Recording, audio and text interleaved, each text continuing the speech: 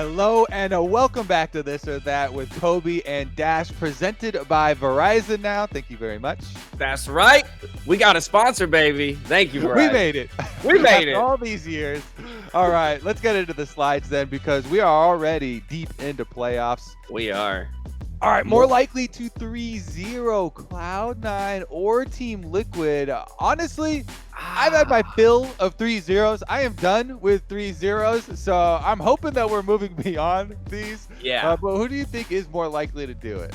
I'm going to go with Team Liquid. I do think Team Liquid's more likely to 3-0 because I think C9 is more likely to throw one early game, like really horribly, and almost like, you know, aggress themselves into a poor position and lose a game. Whereas Team Liquid, so consistent, they make so few mistakes, and against a more aggressive and mistake-prone Golden Guardians, I think Team Liquid will just let them make the mistakes and lock it up in 3 wins. Yeah, this one's hard for me too, because usually I always like teams like Cloud9 also for being more likely to 3-0. Because they're dominant.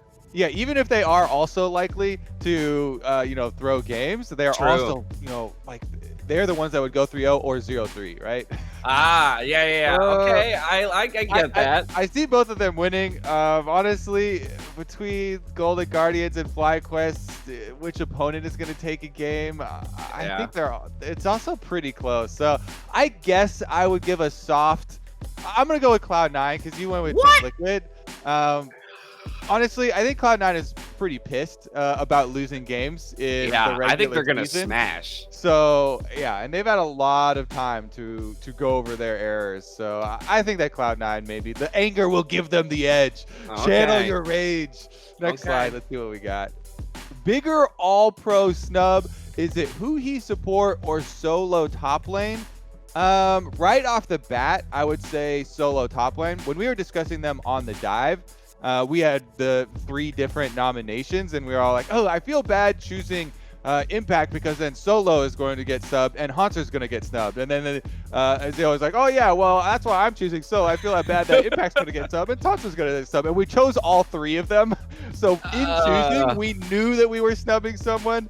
I do think Huhi has grown into such a good support, and the support role definitely needs that recognition. But there were also a lot of viable candidates like Afromu and stuff down in the supports as well. Okay, interesting choice. I'm going to go the opposite. I actually think that Huhi was a bigger snub, and I am bound to say this because I actually voted for Huhi as my 3rd all-pro support. So I put him on the list, top 3. And he didn't get it. I do believe that Huhi was such a massive part of Golden Guardians' uptick at the end of the split, and one of the reasons why we're even entertaining the idea of them going further than this round in playoffs. And so Huhi, I do believe, has been a playmaker, whereas Solo has been a role player, and I think important for that reason. But I haven't necessarily seen Solo do anything that to me makes him feel like a difference maker in his role. What about his 1v9 Renekton game? Sorry, the one Renekton game. You're right. The one Renekton game. You're right. I take that back. He's got the one Renekton game. But even there then, have also been a ton of games where, even on stuff just like set, where he gets big teleport flanks into the back of the team, and he's no doubt played extraordinarily well. But better than Impact, Someday, and Licorice. I don't think so. I think there are 3 players that I could easily put in front of him in the top lane. Whereas with Huhi, I actually don't understand the arguments for example, like Vulcan. Vulcan got dragged along this split on a team that had really dominant start and is a strong support player, but he didn't do anything that Huhi couldn't. And in fact, Huhi did more because he was a more pivotal part of his team. Honestly, I'm going with Huhi. Honestly, also because supports get snubbed a lot. They do. Supports, people are even considering Afromu. I put Afromu. I Afromu in there. Honestly, you're kind of swaying me a little bit. I'm sticking with my previous answer. Yeah. But they're both snubbed, and they were both snubbed. It being like who's the bigger one is is where the extra grudge is. But Huhi was amazing. The set and Morgana, especially for him. Let's get on the next slide though. What do we got? Blind pick a top laner. Are you picking Renekton or Ornn? I mean, I'm picking Ornn. If I don't know which player I'm picking for, I'm picking Ornn because just give me the tank who can who can still clap in lane, and he's plenty survivable. He's got all the engage and disengage opportunities for late. He adds gold to our pool just by by virtue of his passive. If it's a specific player, maybe I go Renekton. But we've seen enough Renektons in the LCS get early leads and not convert them, or just go Bork first item and then decide they're going to start team fighting with only a Bork. I don't need to see it. I don't need to see it. This is a really funny question because I love this argument that has popped up. Like LS just hates early game champions of all kinds. Right. And he's just completely just burning Renekton at every chance he gets. But in the LPL, we see multiple teams first pick priority and finding success with them because they are able to snowball so effectively. Yeah. And I really do like those types of champions where you can just get out of control and you get all these lifesteal like Death Dance and Bork and Cleaver and stuff, and you just turn into the actual juggernaut dream where you have a lead over your opponent and you just transfer that to crushing this tiny little AD carry that's on the other side of the map, just flash on him and one-shot him. Yeah. So I love that style, and it is kind of difficult for some teams. Like if you have confidence in your player, for them to be like, all right, we are definitely picking Quinn, because then it morphs. It kind of the makes whole them play around their Quinn and something that they didn't want to do. Whereas Ornn has gotten a lot of nerfs over the last few patch. He's still the tank that will help you scale and is safer. It's probably it's probably the correct choice. I'm still going with Renekton because I love that stuff. Yeah, Kobe likes to make plays and either win hard or lose hard. So I feel that. It's so depressing though. If you watch your Renekton not get a lead against the enemy Shen, it's gonna be a bad game. And for sure. For sure. All right. More impressive. More impressive redemption arc? Are they redeemed? Like, we're projecting a redemption arc in the future? What's going on? Yeah, first of all, neither of them are redeemed. So let's put that out there now. This has to be a projected redemption arc. So is it almost like a more likely to be redeemed through the postseason? Because if I have to choose a more likely, I would choose TSM, because I still see more upside for that team. Like with the players on that roster, I still see the capability of challenging for an LCS title with players like Bjergsen and Doublelift. Whereas on the side of Evil Geniuses, most of those players performing at their peak, I'm not even sure, like their peaks right now, I'm not even sure would contest for a title. So I'm not really sure what arc, what they're redeeming and where they land. What they're talking about, I guess, is the arc of you just beat either the 7th or 8th place team.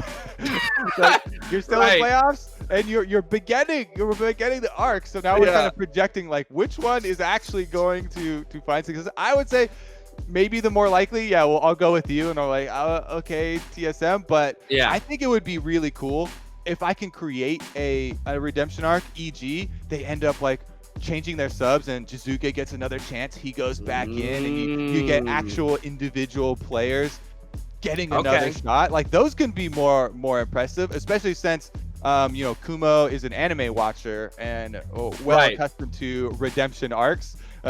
Maybe Kumo, some NA talent gets another chance at it. So I'm gonna go with EG actually. More likely. Yeah, more likely TSM, more impressive EG because of the way they could do it. Okay, all right, we've done good work here, James. Let's get to the next one. We figured it out. Bigger upset threat, FlyQuest or Golden Guardians? Golden Guardians would be a bigger upset as the lower seeded team. But which one is a bigger threat?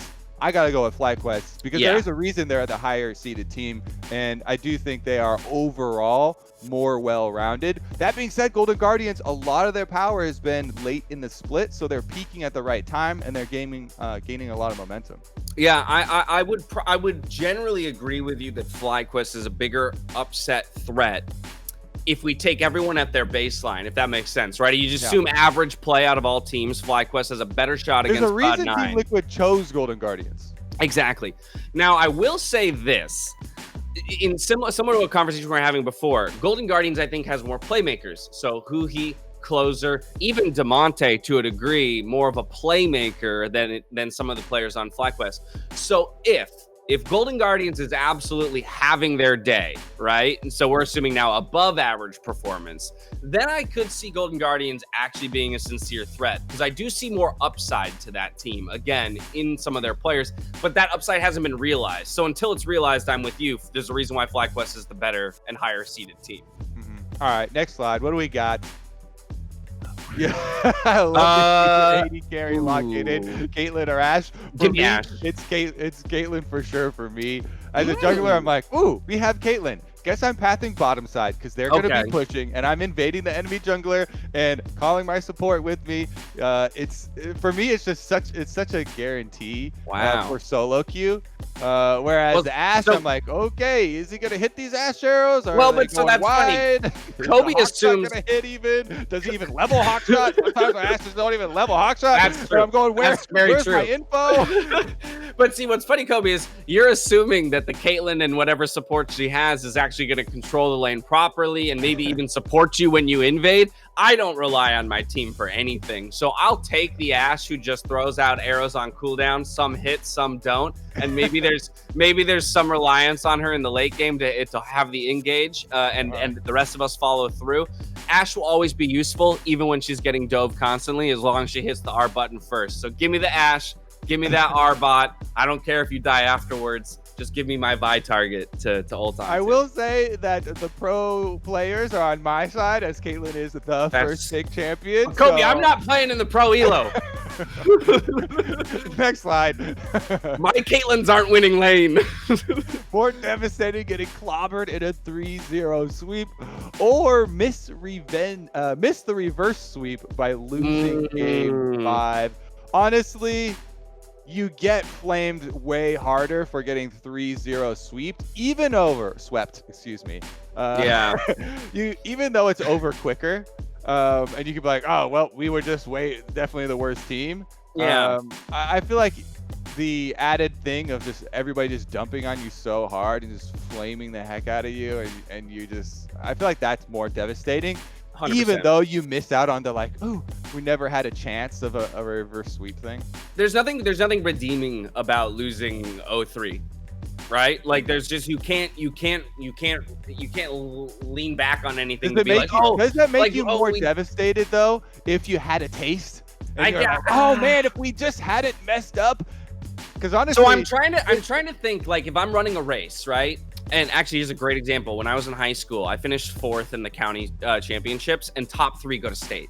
And I missed 3rd place by 0.01 seconds. It was a photo finish, and they gave it to the other guy and not me. So I missed going to states by 0.01 seconds. And you bring up a really good point. I was utterly devastated, and I still think on that day and what my life would have been like if I went and competed at states that year. Whereas if I finished last in that race, I probably would never think of that race again, because I'd just be like, I stood no chance. Like it was over and I move on. As I was talking, I completely changed my mind, because I was initially thinking of that slide, like, oh, it's a 5-game series and you just lost game 5. But it being a reverse sweep of you being like so close, you're just like, we just need to win 1 game. And we just need to win 1 game, and you lose again. And you just, all right, we found it.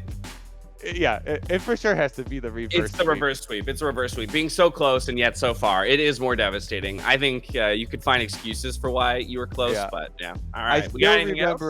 I still remember the Team Liquid squad with Boy and them sitting on stage.